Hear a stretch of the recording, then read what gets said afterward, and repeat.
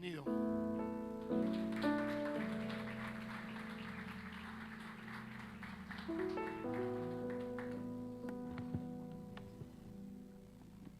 Buen día a todos. Qué lindo tiempo esta mañana, ¿verdad? Adorando, bendiciendo el nombre del Señor. ¿Cuántos no estuvieron anoche aquí? 1, 2, 3, 4, 5, 6, bastantes. No los culpo. Yo me hubiese quedado también. De hecho, intenté hacerlo. Le dije al pastor: oye, pastor, ¿por qué no predicas tú? Y yo me quedo. Estaba como para ir a la playa a tomar mate, ¿vio? Y dijo: no, pero si te anunciaron a vos, tengo el cartel ahí. Y, bueno, voy a tener que ir, ¿no? O sea, pero no los culpo. No obstante, si los demás nos tienen un poquito de paciencia, les quiero dar una introducción a mis hermanos que no estuvieron anoche. Venimos hablando de la sangre de Cristo. ¿Por qué la sangre de Cristo es poderosa? Vio que mucho hablamos en la iglesia, cantamos de la sangre de Cristo. Y veíamos anoche que el apóstol Juan, cuando escribía su carta, él decía que tres dan testimonio en el cielo: el Padre, el Verbo, con mayúscula, o sea, Jesucristo, y el Espíritu Santo. O sea, tenemos la Trinidad allí central, como figura central de todo el universo, y mucho, por mucho más allá de la existencia de Dios. Y después dice: tres dan testimonio en la tierra. Tres: el agua, que habla de la palabra, el espíritu y la sangre. Y eso es muy bello, porque eso es lo que Dios nos dejó. Cuando Cristo ascendió, no dejó a la iglesia desprovista. ¿Y ahora cómo seguimos? Se nos fue el Salvador. No los voy a dejar huérfanos, dijo Jesús. Les envió al Espíritu Santo. Pero también nos dejó su palabra. Y también nos dejó su sangre. Esas tres cosas es más que suficiente para caminar nuestra vida cristiana. Es más, para la eternidad. Son tremendos regalos que tenemos, que la iglesia tiene. La palabra de Dios, la sangre de Cristo, el Espíritu. ¿Le parece poca cosa? Bueno, hablando de la palabra, qué lindo es estar en una congregación que está plantada, arraigada en la palabra, ¿verdad? Qué lindo es estar en una congregación donde el Espíritu del Señor fluye. Qué lindo es estar en congregaciones donde las dos cosas son de igual manera importantes. Pero muchas veces encuentro lugares donde la gente no sabe cómo usar la sangre de Cristo, ni sabe por qué la sangre de Cristo es poderosa. Y eso es como una mesa de tres patas. Si te falta una, la mesa va a estar medio torcida. Es como que es un tercio del arsenal de la vida cristiana. Y tendemos a romantizar algunas cosas. O escuchamos al pastor que dice algunas frases y que la sangre, que nosotros también las repetimos. El pastor seguramente sabe lo que hace, pero tú las repites sin subestimar tu conocimiento, ¿verdad? Pero la gente la repite y no sabe por qué, y como que no funciona, y le sale un perro y le dice la sangre de Cristo, y el perro se lo muerde igual, ¿no? Dice: ¿qué pasó? Y estábamos hablando de eso, de la importancia como nunca antes de usar la sangre de Cristo, de conocer la sangre de Cristo.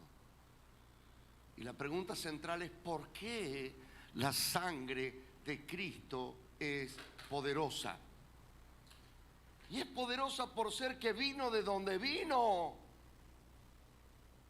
No vino de un hombre, aunque estuvo contenida en un cuerpo. Me preparaste para mí un cuerpo, dice Hebreos. Le prepararon un cuerpo y esa sangre estaba contenida como en un contenedor. en ese cuerpo.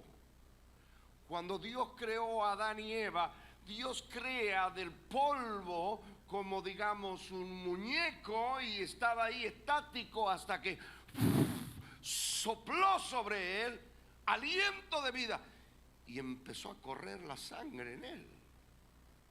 De ese soplo comenzó a fluir sangre. Esa sangre, en esa sangre estaba la vida. Pasó lo mismo con Jesús. ¿Cómo será esto?, preguntó María. El ángel Gabriel le dijo: mira, tiene que haber la intervención del soplo de Dios. El Espíritu de Dios vendrá sobre ti. El poder del Altísimo te cubrirá con su sombra. El soplo de Dios te cubrirá con su sombra. Por lo cual también, cuando le pongan tu vientre en una ecografía, vas a sentir que bum, bum, bum, bum, bum, hay un bebé ahí adentro, muy pequeñito, pero se empieza a sentir el latido, como todos nosotros, de un corazón. Lo que está fluyendo allí vino del soplo de Dios. En él estaba la vida. O sea, la vida, imagínate, la vida del creador del universo. Y la vida era la luz de los hombres. No es que tenía vida, era la esencia misma de la vida.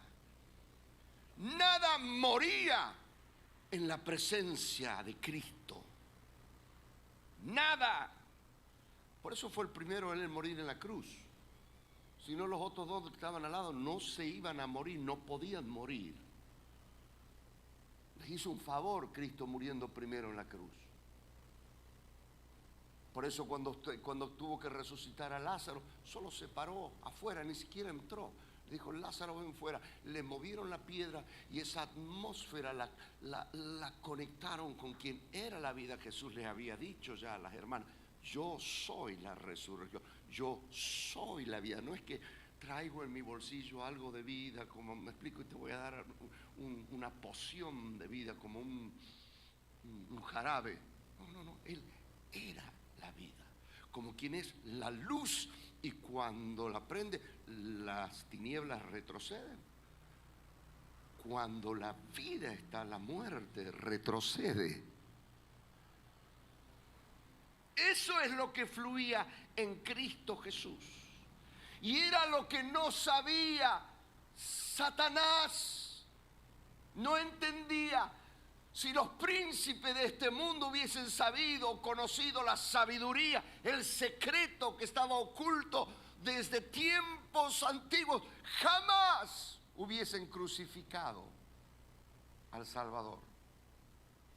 Porque el gran error de Satanás y sus huestes fue querer sacar esa sangre que estaba en ese contenedor del cuerpo de Cristo. Y Cristo sabía que venía a ofrecer la vida de Dios y tenía que derramar su sangre.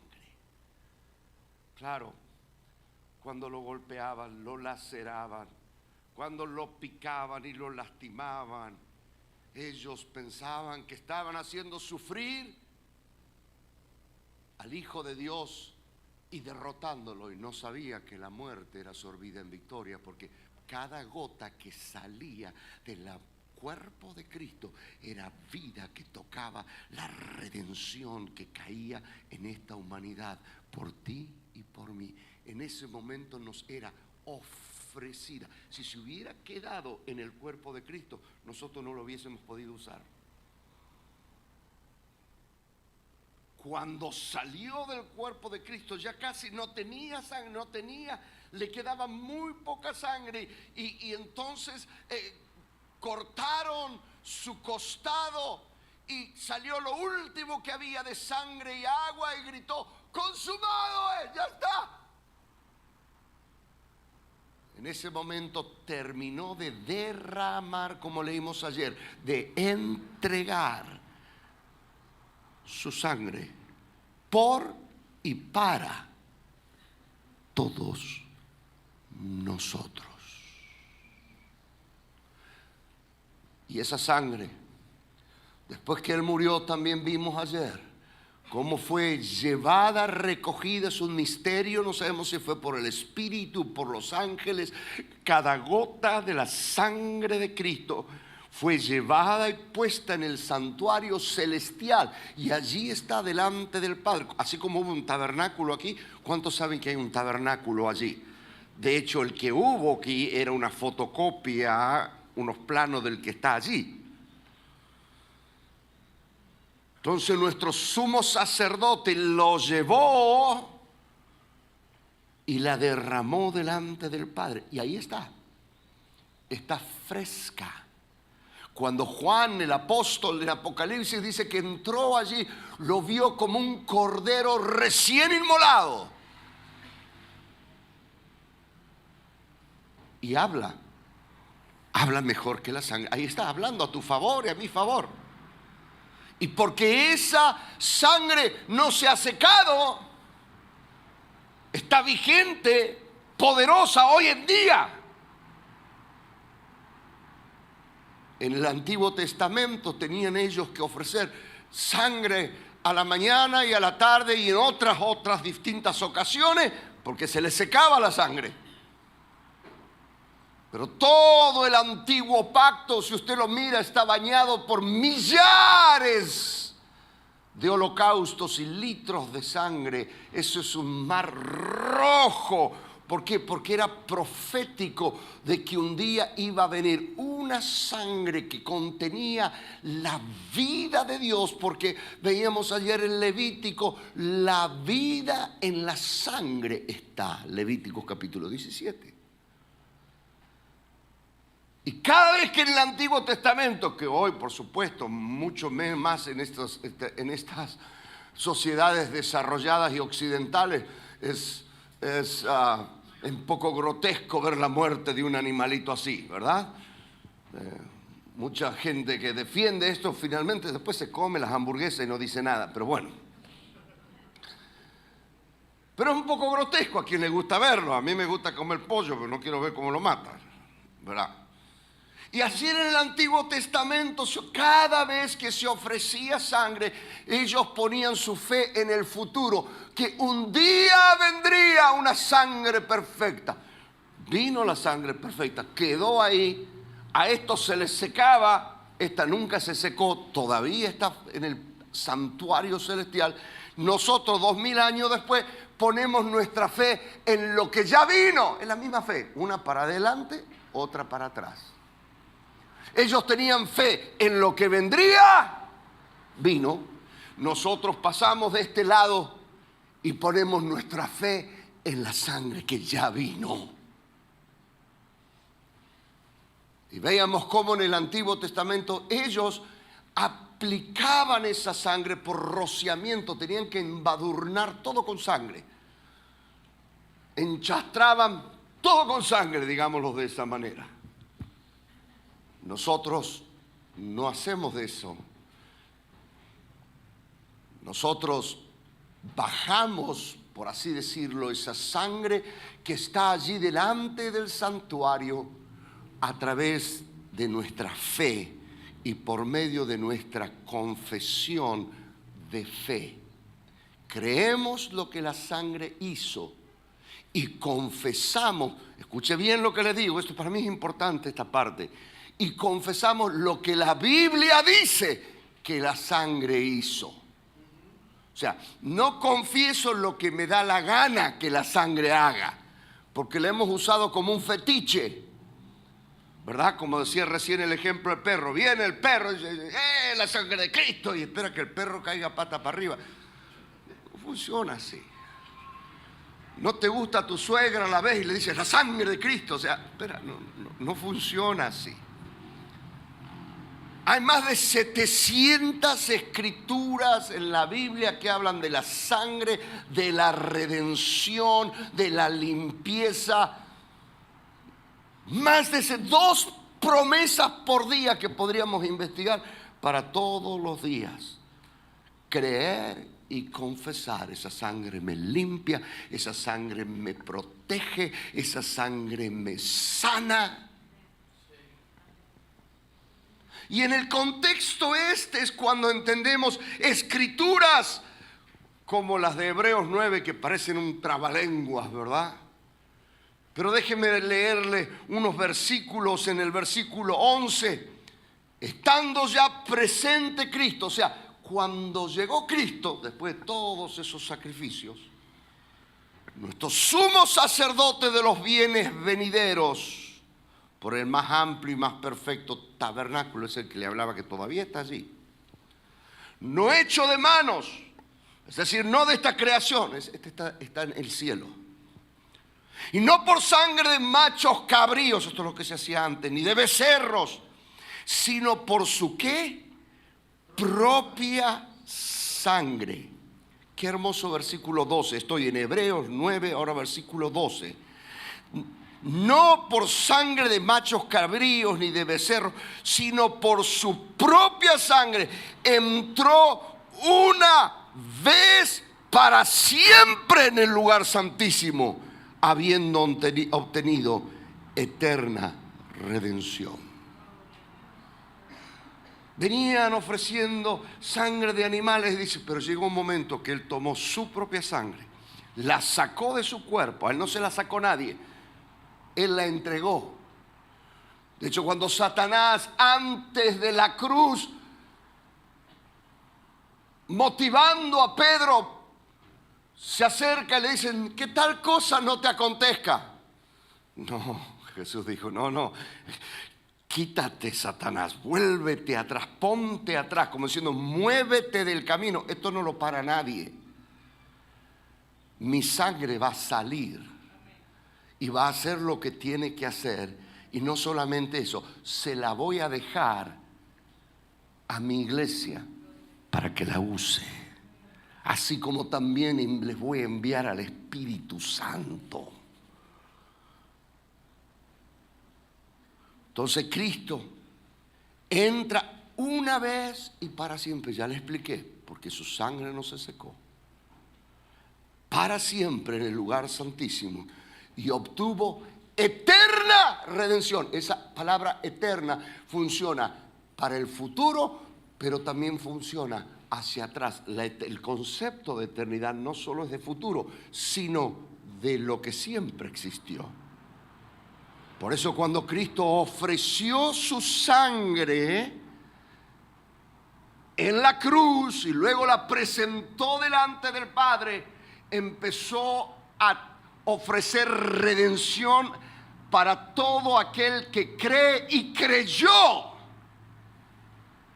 Todos los que en las edades pasadas se atrevieron a creer de que iba a venir una sangre, a ellos los benefició también. Por eso vas a ver un Moisés, un Daniel, un David en el cielo, cuando Cristo todavía no había venido. Ofreció eterna redención. Porque si la sangre de los toros y los machos cabríos y las cenizas de la becerra rociada a los inmundos santifican para purificación de la carne, o sea, si antes, cuando ellos ofrecían, antes que se seque la sangre, se ofrecía y purificaba, ¿cuánto más? Diga conmigo, ¿cuánto más? ¿Cuánto más? Por favor, dígalo de nuevo. Créanme que no es una muletilla de comunicación. Realmente tiene que pensarlo cada mañana. ¿Cuánto más la sangre de Cristo? Mediante el Espíritu Eterno se ofrece, nadie se la quitó, nadie se la sacó. Él la ofreció sin mancha a Dios. Nadie se la quitó. La ofreció, te la ofreció a ti, a mí, y por eso es mediador de un nuevo pacto donde vivimos hoy. Hoy vivimos en un nuevo pacto donde la sangre sigue fresca en ese único y eterno sacrificio. Es una locura pensar que tenemos que comportarnos con las leyes del antiguo pacto, cuando la sangre está viva delante de Dios. es el sello de la gracia del Señor. Es mediador de un nuevo pacto, para que interviniendo muerte, o sea, mataron, le sacaron la sangre, para remisión de las transgresiones que había bajo el primer pacto, los llamados reciban la promesa eterna, de la herencia eterna. Si esa sangre se secaba, no había eternidad para nosotros.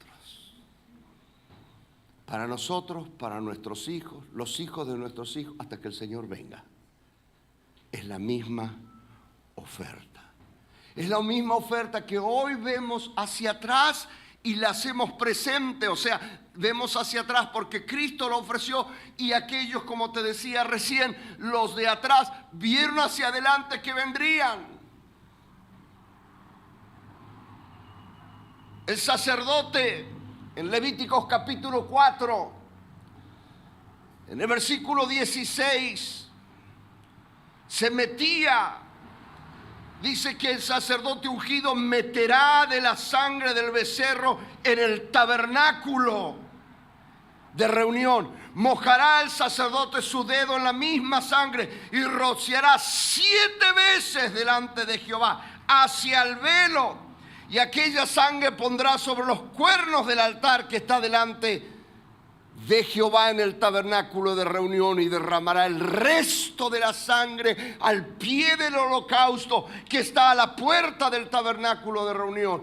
Era impresionante cómo ellos ya conocían esto de la sangre y sabían que un día iba a llegar la sangre perfecta. Y lo ponía 7 veces, lo rociaba 7 veces, y cada vez que lo rociaba, proclamaba. Esa sangre hablaba: un día vendrá un holocausto perfecto, una sangre que no se seca, que tiene una vida todopoderosa, que será la luz de los hombres. Eso ellos lo tenían muy presente. Por eso, por fe, dice que Moisés, escuche esto, por fe celebró la Pascua. No es que la celebró porque, bueno, lo vamos a hacer y me dijeron, porque si no el ángel me va a matar. No, era un acto que profetizaba fe hacia el futuro. Moisés sabía muy bien lo que esto significaría. David se rejuvenecía en el Salmo 103, versículo 1 al 5. Bendice, alma mía, Jehová. Bendiga mi ser tu santo nombre. Bendice, alma mía, Jehová. No te olvides ninguno de sus beneficios. Y cuando hablaba de los beneficios, él decía, recordaba la sangre. Quien perdona, él es quien perdona todas tus iniquidades, el que sana todas tus dolencias. David lo tenía presente. Isaías vio la sangre y fue habilitado para el ministerio. Todos se acuerdan, Isaías 53. Tremenda, casi que un snapshot, una captura de pantalla de lo que vendría en el futuro. Tomado cientos de años antes, Él llevó nuestras enfermedades en el versículo 4. Sufrió nuestros dolores. Le tuvimos por azotado, por herido de Dios y abatido. Mas Él herido fue por nuestras rebeliones, molido por nuestros pecados. El castigo de nuestra paz fue sobre Él, y por sus llagas fuimos nosotros curados. Pero note cómo lo dice: le tuvimos por azotado, por herido de Dios. Pobre tipo, ¿no? Colgado ahí en una cruz. Isaías dice, no. Hay un plan detrás de esa sangre que fluye en ese que está colgado. Tiene que ver con nuestras rebeliones, tiene que ver con nuestra sanidad, tiene que ver con nuestra vida. No es un Cristo colgado y que pagó y bueno, patéenlo a Él para que no me pateen a mí. No, la redención, la cruz, la sangre tiene que ver mucho más que con nuestro pasado. Tiene que ver también con nuestro futuro. Hay poder en la sangre de Cristo. Otro que lo entendió muy bien y me llama la atención es Job. Y te voy a decir por qué me llama la atención de Job. Porque es el libro más antiguo de la Biblia. Como libro dentro del canon. Y este ya lo entendía. Por eso es importante que si ellos lo entendieron hacia adelante, que la iglesia de hoy lo entendamos hacia atrás. Si ellos pusieron su fe de que esto iba a funcionar así un día hacia adelante, nosotros tenemos que poner nuestra fe de que esto ya fue y funciona hoy. Job sabía que el enemigo, como dice Pedro, anda como un león rugiente. Job sabía que necesitaba una protección para él y para su familia. Job sabía lo que alguna vez el predicador dijo en Eclesiastés, que la serpiente anda en los muros. Sí, lo dice en Eclesiastés 10:8. El que hiciere hoyo caerá en él, y el que aportillare vallado le morderá la serpiente. Porque antes en las casas, igual que ahora, si usted va al norte de Argentina va a notar que muchas de las casas se hacen y luego alrededor de las casas se hacen como unas bardas, unas tapias de barro o con piedras. Y Job decía, la serpiente se esconde ahí, tenga cuidado. El que mete el dedo y quiere hacer un hoyo ahí, es muy probable que se encuentre con un nido de serpiente. Esto lo sabía el predicador que escribía ahí, Salomón. Y luego antes lo sabía ya Job. Y no te quiero asustar, sencillamente es así. En el muro de tu casa, en el muro de tu familia, en el muro de tu corazón, siempre está la serpiente queriendo meterse. Siempre está la serpiente queriendo atacar.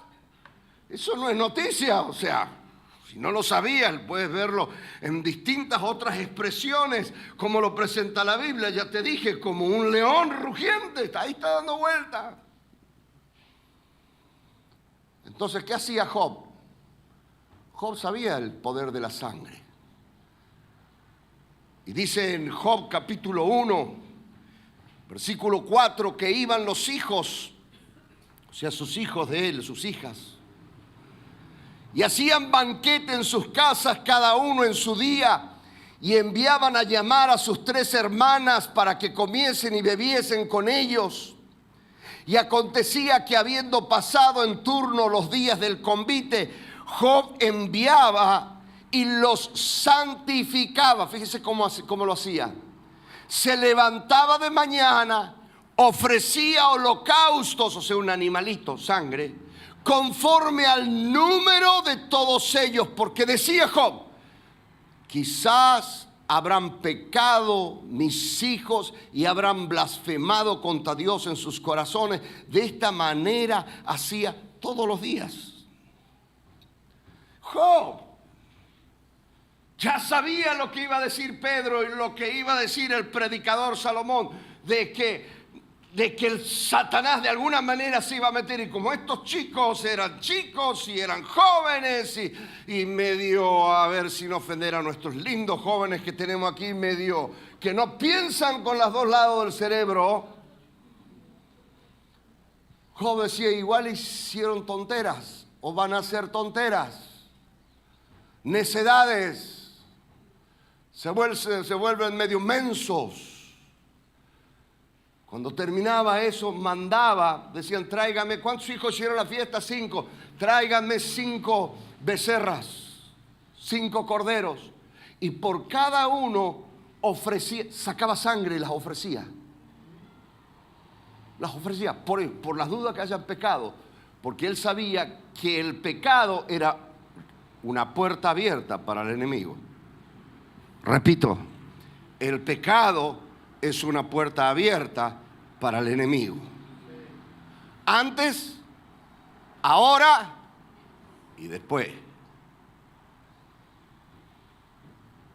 Y Job decía, lo único que puede protegerlos es la sangre.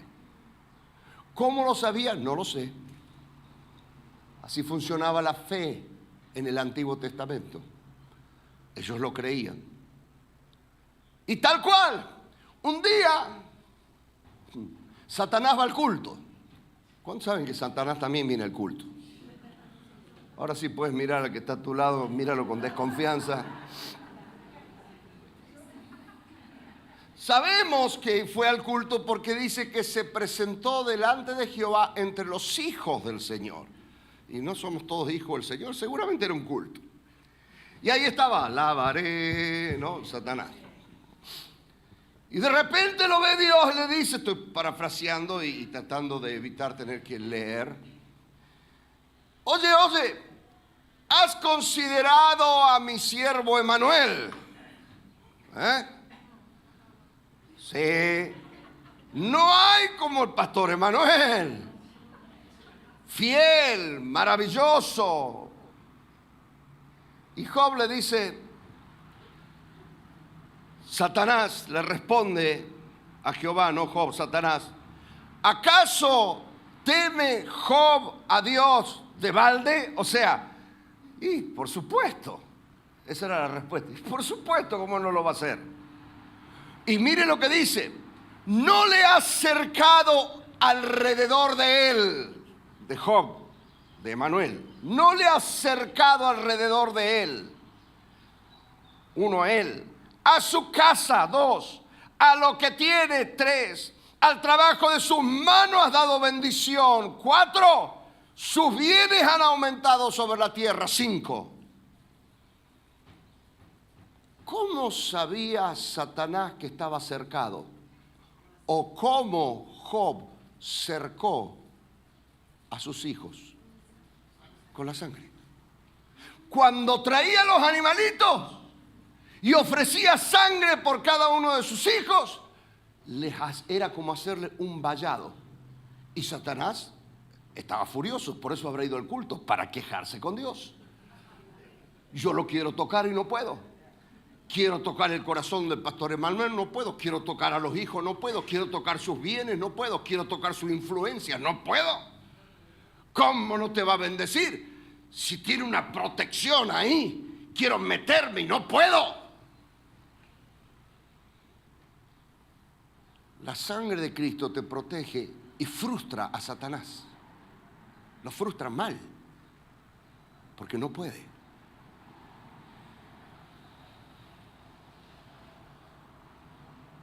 Cinco lugares, Job, 5 lugares lo tenía muy claro que la sangre de Cristo te protege. Una, en él mismo. Has hecho cercado alrededor de él. La sangre de Cristo te protege, te limpia a ti, a tu vida espiritual, a tu mente, a tu corazón. Número 2, a sus hijos. O sea, alrededor de él y a su casa, su esposa. Cada vez que proclama lo que la sangre de Cristo ha hecho y sigue haciendo sobre tus hijos, sobre tu casa, le estás poniendo un vallado alrededor. Cuando ores, déjate de orar tus depresiones y ponte a orar lo que la Biblia dice que Dios hace, hizo y seguirá haciendo, y el poder que hay en la sangre de Cristo. Dice, Señor, tú guardas a mis hijos, pero no conocen al Señor, pero yo sí lo conozco. Y nuestros hijos pueden ser cubiertos por la fe de sus padres. Ora que Dios los proteja, aún en su necedad. ¿Que acaso no éramos nosotros enemigos de Dios y Él aún así nos amó? Y derramó su sangre por nosotros.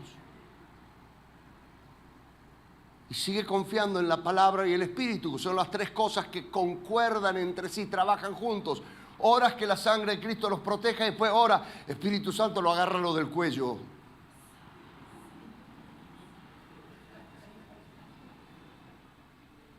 Deja que el Espíritu haga su obra. Dile, Señor, protégelo.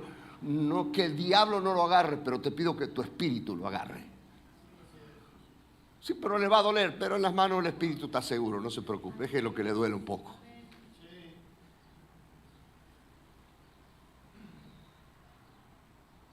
te protege a ti, protege a tu casa, a todo lo que tienes. Qué terrible en Argentina tener que salir de la casa y volver y tener que dar 2 vueltas con el auto para ver si no hay nadie antes de bajarte. Ayer alguien no quería dejar su instrumento acá en la iglesia, acá. No sé a quién ni Robert. Y sí, nos pasó hace 2 meses atrás, una de nuestras iglesias, hicieron un agujerote en la pared. Así un agujero, sí, lo mostraste. Un agujero. Y se metieron ahí, se llevaron todo. Digo todo.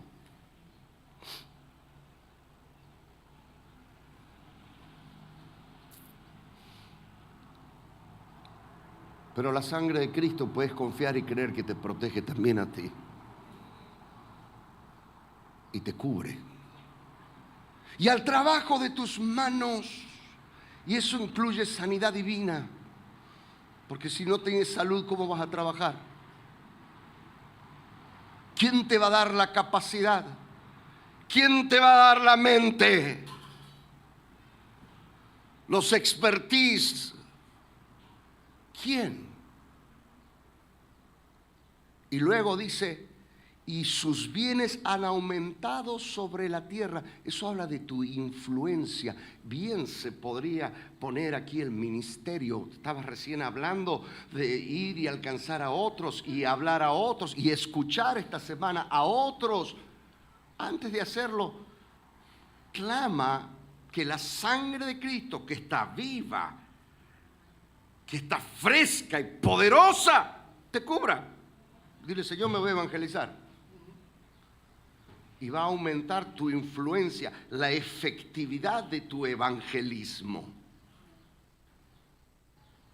Ellos lo entendían muy bien, de que había un cerco que la sangre de Cristo formaba, herejía se levantaba alrededor de ellos y de todo lo que tenían. Y ellos entendían que esa sangre se les fue dada precisamente para usarlo. Por eso le decía, terminaba la fiesta, le decía a su siervo Job, hey, tráeme 5 corderos, vamos. Si ellos usaban la sangre poniendo la fe hacia el futuro, como te repito, Moisés celebró la Pascua por fe, léelo en Hebreos, y por fe Moisés celebró la Pascua, o sea, poniéndole fe a lo que iba a venir. ¿Por qué no lo vamos a usar nosotros hoy? Leímos ayer en Levítico 17:11. Esto es muy importante. La vida de la carne en la sangre está. Y este versículo yo lo tengo subrayado.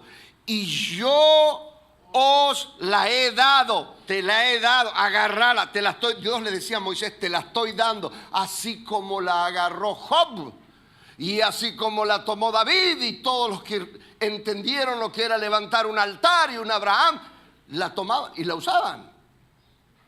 Y tenían un encuentro con Dios, traían y ofrecían sangre, y estaban luchando con el enemigo, y ofrecían un altar.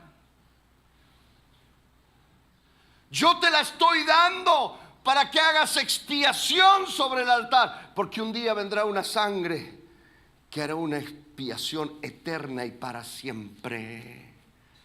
Profetiza de esta manera. De hecho, cuando Moisés subió al monte, ¿se acuerdan? Éxodo 24. Iba a encontrarse con Dios, la nube se lo iba a llevar, ¿se acuerda? Y iba a volver, su rostro iba a resplandecer. Y él junta a los ancianos en la base del monte. Y Dios le había dicho que se suba, Aarón, Nadab, Abiú y 70 de los ancianos que se queden desde lejos mirando. Y envió, versículo 5, envió jóvenes, escuchen Moisés, de los hijos de Israel, los cuales ofrecieron holocaustos y becerros como sacrificios de paz a Jehová. Moisés también sabía usarlo, decía, muchachos, ¿cuántos hay? No sé, 200, vamos, 200 corderos, vengan, vamos a matarlos a todos. Ellos podían usarla. ¿por qué no la vamos a usar nosotros? Claro que hoy no matamos animalitos. Hoy confesamos por fe lo que la sangre hace y sigue haciendo. Y te repito, porque todavía está fresca. Y ya vino Cristo. Y los llama a los jóvenes. Y tomó, versículo 6, la mitad de la sangre y la puso en tazones y esparció la mitad de la sangre sobre el altar. Versículo 7, tomó el libro del pacto, lo leyó a oídos del pueblo, el cual dijo: haremos todas estas cosas que Jehová ha dicho y obedeceremos. Entonces Moisés tomó la sangre, roció sobre el pueblo. Mira, la mitad de la sangre la puso en tazones y la puso sobre el pueblo. Y mire, la otra mitad dice: he aquí la sangre del pacto. Como diciendo, aquí se las dejo, yo me voy arriba.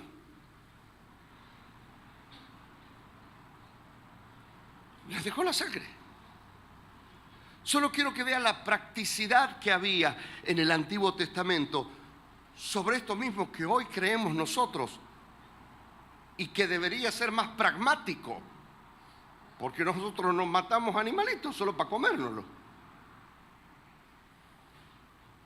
Llama a los jóvenes, les esparce y le dejan medio tazón. Le dice: aquí, muchachos, les dejo, he aquí, les estoy dejando esta sangre, yo me voy yo, úsenla. Úsenla. Esta es la sangre, se las encargo. Lo que ustedes digan se va a hacer.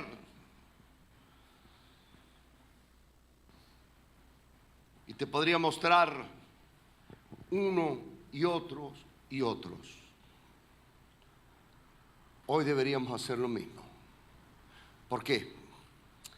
Te repito, porque cuando Cristo murió y cuando Cristo derramó su sangre, Él tomó su sangre derramada, no se quedó en la tierra, no se secó nada. Acuérdate la Pascua,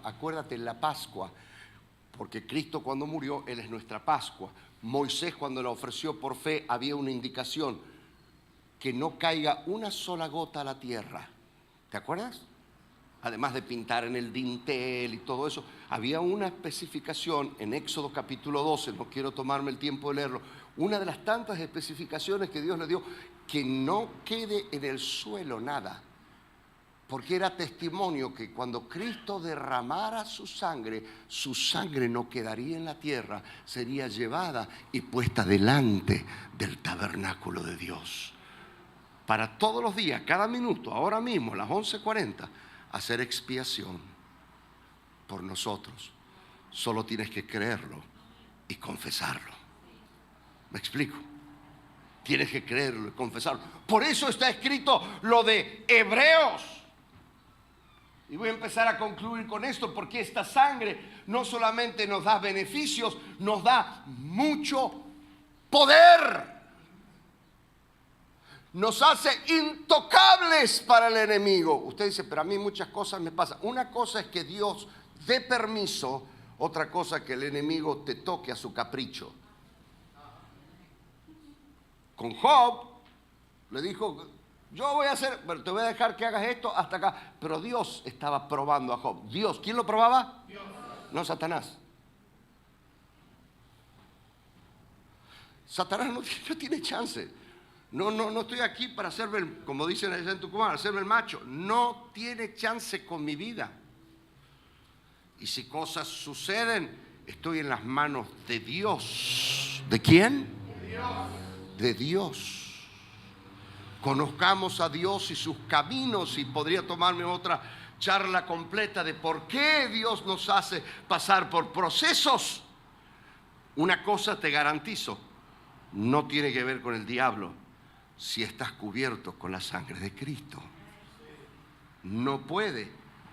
¿Por qué? Tenemos Hebreos 10, versículo 19. ¿Quién no se conoce este versículo? Así que, hermanos, teniendo libertad para entrar en el lugar santísimo, ¿por medio de qué? Antes el que cruzaba el velo caía muerto.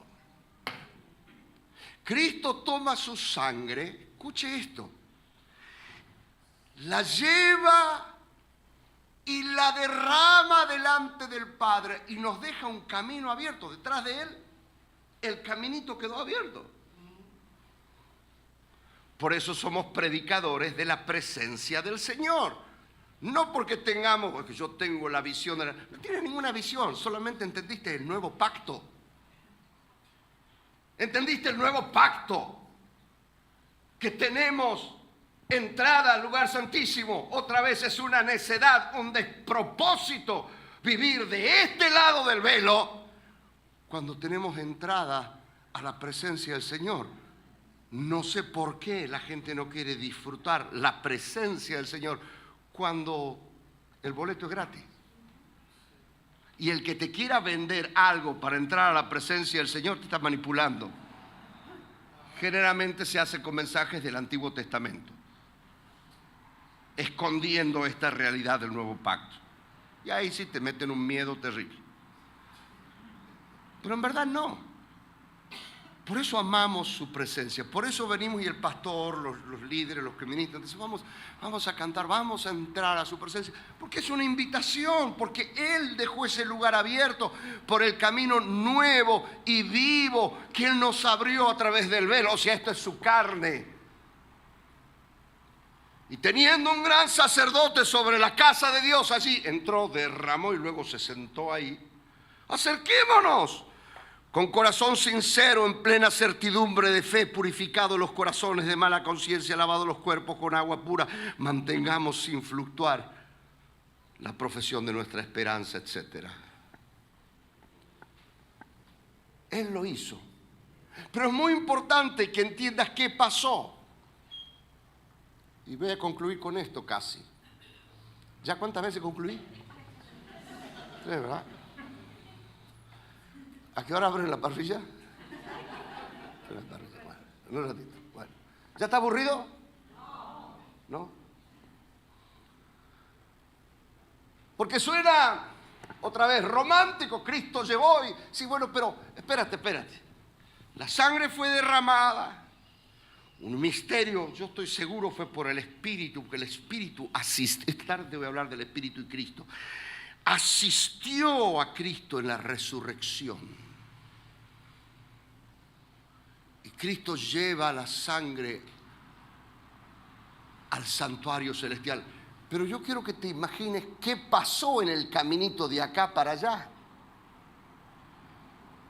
Porque el apóstol Pablo entendía muy bien las dimensiones del mundo espiritual y él hablaba del primer cielo, del segundo cielo, del tercer cielo. ¿Qué pasó cuando Cristo empezó a atravesar esas esferas celestiales que antes estaban tomadas y dominadas por el enemigo?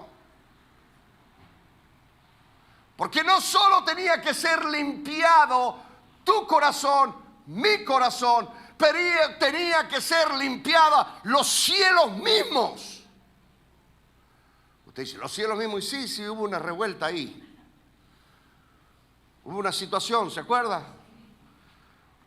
Cuando una parte de las huestes celestiales se rebelaron contra el Señor y que los echaron a todos del cielo.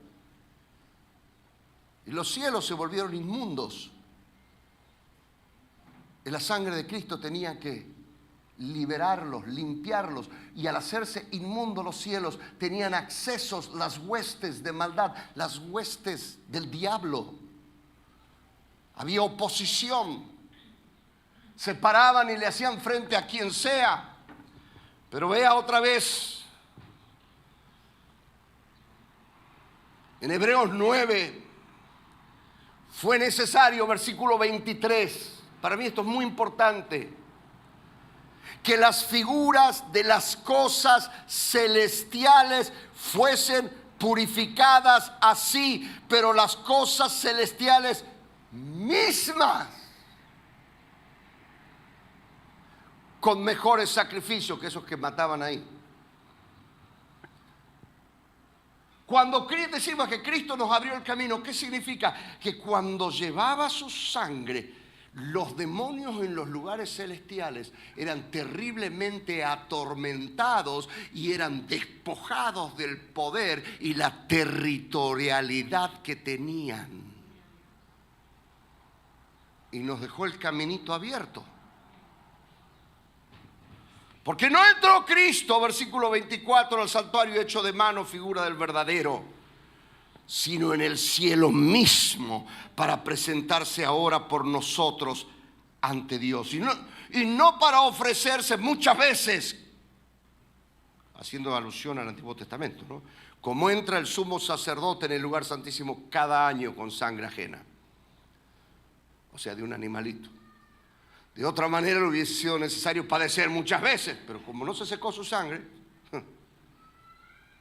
desde el principio del mundo, pero ahora en la consumación de los siglos se presenta, ¿cuántas veces? Una vez, es Hebreos 9:26, una vez para siempre, por el sacrificio de sí mismo, para quitar de en medio el pecado. Diga conmigo de nuevo, de en medio el pecado. Entienda esto, Cristo no vino solo a limpiar, vino a quitar. ¿Vino a hacer qué? Cuando yo creo que se imagine, suelte su imaginación, cuando Cristo llevaba en el lebrillo su sangre y ascendía a los lugares celestiales, lo que pasaba en el mundo espiritual. Había una revolución terrible. Satanás era destronado de los lugares que ocupó cuando lo quitaron del tercer cielo al segundo y al primero.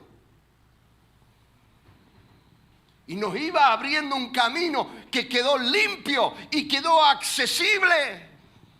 Cuando Jesús presentó su sangre ante el Padre y la derramó en el altar del cielo, tuvo que pasar por el primero, por el segundo cielo, hasta llegar al tercer cielo. Y allí destruyó en ese periplo a las huestes de oscuridad. Antes, en el Antiguo Testamento, orabas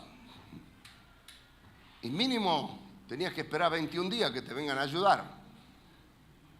Pregúntale a Daniel. Pregúntale a Daniel. Estaba orando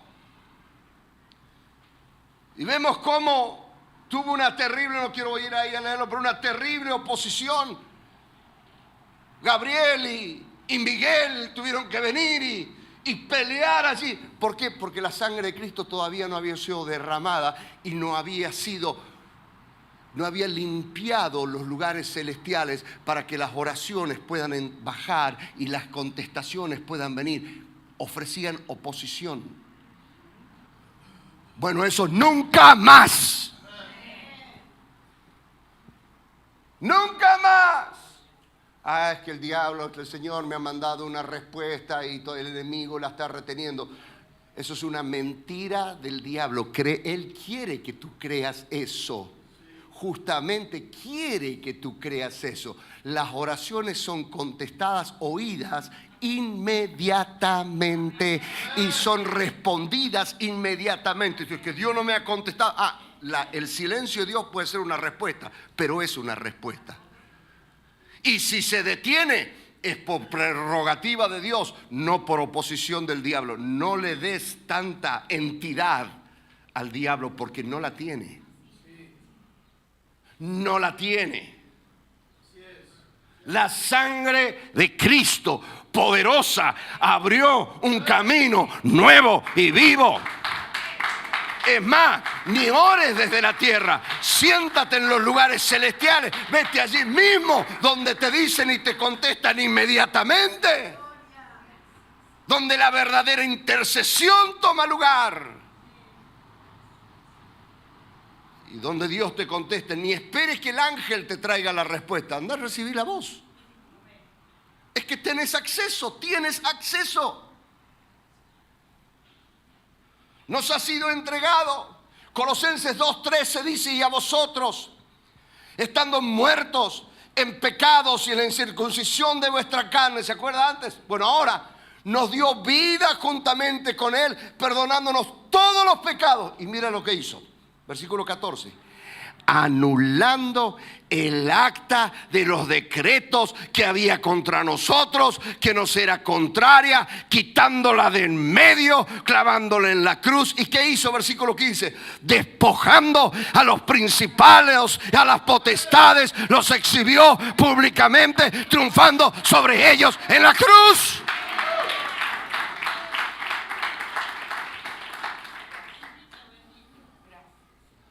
Es que no hemos entendido el poder de la sangre. Y operamos en una suerte de conjuro, repitiendo un versito, ¿vio? De la sangre y esto y aquello. Y mientras tú operes así, Satanás lo va a entender. Va a querer que lo hagas así, porque así no tiene poder. Pero cuando entiendes que el camino fue abierto y estás sentado allá arriba y te metes y tienes acceso, eso es lo que hacemos. Por eso venimos al culto, por eso cantamos, por eso entramos por sus atrios, por la alabanza. Por eso cuando el Espíritu Santo nos lleva más, viene en una reunión, nos lleva más profundo y en adoración, y podemos estar 1 hora tirados en el piso. No estamos tirados en el piso, estamos allá en ese lugar, hablando, escuchando, recibiendo, contestando, como Moisés lo hacía cara a cara, que hablaba con Dios.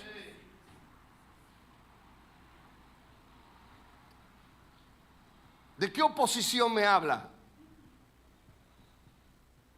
La oposición puede estar acá abajo, donde vivimos, porque Satanás ha sido arrojado aquí y todavía no ha sido puesto completamente debajo de los pies, pero por una cuestión de agenda, no de falta de poder. Pero para ir allá arriba, no te dejes mentir. No es bíblico creer que a Dios le lleva 21 días responder una oración. Estamos viviendo en el nuevo pacto. En un nuevo pacto. Ellos han vencido por medio de la sangre del Cordero y la palabra, la proclamación del testimonio de ellos. Así aplicaban la sangre. En Efesios, cuando usted mira en Efesios, va a haber tres cosas muy importantes. En el capítulo 1 va a ver cómo el Señor sujeta todas las cosas, pero todas las cosas debajo de los pies de Cristo, y lo pone a Cristo, eso es Efesios 1, como cabeza sobre la iglesia. Pero usted se va al capítulo 2, usted va a ver, léalo luego en su casa, desde el versículo 4 en adelante, dice que a nosotros nos da el poder de sentarnos con Cristo muy por encima. O sea, primero Cristo lo resucita el Padre y lo pone muy por encima, capítulo 1. Capítulo 2, nos resucita a nosotros y nos sienta con Cristo. Muy por encima, conmigo, muy por encima. Muy por encima. No sé por qué tiene que hablarle al diablo el tú por tú. Realmente, si usted quiere hablar al diablo, mire bien para abajo, porque yo estoy muy por encima a través de la sangre de Cristo. Estoy sentado con Él. Pero no es suficiente. Usted sigue tantito más en el capítulo 3, y esto sí se lo voy a leer, en el versículo 10, Efesios 3, 10. Cuando estamos sentados con Cristo, ¿qué hacemos?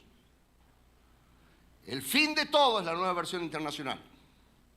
El fin de todo esto es que la sabiduría de Dios en toda su diversidad se dé a conocer ahora por medio de la iglesia a los poderes y autoridades en las regiones celestiales, conforme a su eterno propósito realizado en Cristo Jesús nuestro Señor. En Él, mediante la fe, disfrutamos de libertad y confianza para acercarnos a Dios. Note, ¿qué hacemos cuando estamos sentados? Hablamos. ¿Qué hacemos? Le damos a conocer la sabiduría de Dios por medio de la iglesia, a través suyo y mío, damos a conocer Efesios 3, 10, 11 y 12. Damos a conocer por medio de la iglesia a los poderes y las autoridades y las regiones celestiales. Cuando entro en el lugar, cuando voy entrando y voy subiendo, les voy diciendo: muchachos, ¿cómo les va? ¿Cómo salió el partido de River? Aquí mando yo, no mandan ustedes. ¿Por qué? Porque Cristo ya los despojó de este caminito. Nosotros podemos entrar libres. Nosotros tenemos la autoridad de entrar y de salir. Llegamos muy por encima de ellos. A ellos ya los despojaron de esos lugares, los destronaron. Y yo le digo al enemigo cómo son las cosas. Le doy a conocer por medio de la iglesia la sabiduría y el propósito, versículo 11, realizado en Cristo Jesús. Le digo: ¿saben por qué Cristo murió? Para esto, para esto, para esto, para esto, para esto. Así que, diablo sucio, suéltalo. Me constituyo como un informativo del cielo. El diablo te va a mentir. Te va a decir que él tiene poder. Te va a decir que él te va a matar. Te va a decir que él te va a dejar en la miseria. Te va a decir que ya no sirves. Te va a decir que el Señor no te ama. Te va a decir 1000 cosas. Pero cuando tú conoces la palabra del Señor, subes muy por encima. Y de los lugares celestiales empiezas a hablar lo que la Biblia dice que el Señor hizo. Quiero repetir ese versículo. Vamos, versículo 10, Nueva Versión Internacional de Efesios 3. No la tiene a la NBI. Bueno, te voy a mandar un software con ese. Dale. A ver, ponlo entonces en la que tengas. Para que la multiforme sabiduría de Dios sea... ¿Cuándo? ¿Cuándo? Ahora. Notificada. ¿Por medio de quién? ¿Del pastor? ¿Del apóstol? ¿Del superapóstol? ¿Del archiapóstol? ¿Por medio de quién? ¿A quiénes? Entre ellos, porque sabe que nosotros nos predicamos entre nosotros, nos sanamos entre nosotros, nos profetizamos entre nosotros, nos echamos entre nosotros de la iglesia. Por medio de la iglesia, ¿a quiénes? Y a los... ¿Dónde? No, espera, no se apure. ¿Dónde? Usted va subiendo, empieza a alabar al Señor, a bendecir el nombre del Señor, como hacíamos esta mañana, y le va diciendo: oye, no tienes ninguna autoridad sobre mi vida. Yo soy libre, soy perdonado, soy sanado, soy restaurado. Y el Señor me ha dado dones y me ha dado un llamado. Yo le digo a Él cómo son las cosas. Versículo 11. ¿Conforme a qué? ¿Que quién hizo? Cuando Jesús derrama su sangre, había un propósito eterno. ¿Quién tiene que contar ese propósito eterno? La iglesia. ¿Y a quién se lo cuenta? Al que no lo sabe, a los hermanos, a los vecinos y a los principados y potestades. Le dice: ¿querés un estudio bíblico? Decirle a Satanás: te invito. Te invito, anotate. No te voy a cobrar nada. Vení, vamos a leer la Biblia juntos. Te voy a decir lo que dice de mí. Te voy a decir lo que dice de mi hijo.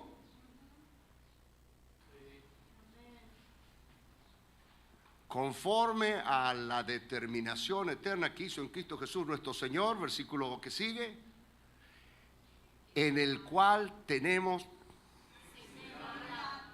No se apure. ¿Tenemos qué?